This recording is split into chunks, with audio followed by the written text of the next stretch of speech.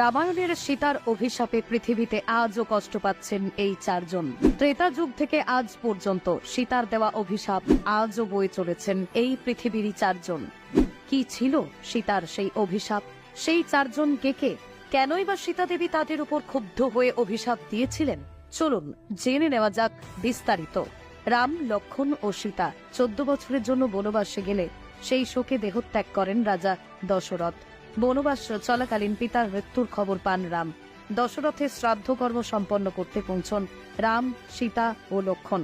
সীতাকে ফল্গু নদীর তীরে বসিয়ে রাম ও লক্ষ্মণ শ্রাদ্ধের জন্য জরুরি জিনিসপত্র সংগ্রহ করতে চান, কিন্তু তাদের ফিরতে দেরি হওয়ায় দশরথ সেখানে উপস্থিত হয়ে সীতার কাছে পিণ্ড প্রার্থনা করেন। তার আকুতি দেখে কাতর সীতা নিজের শ্বশুর মশাইয়ের তর্পণ করার সিদ্ধান্ত নেন।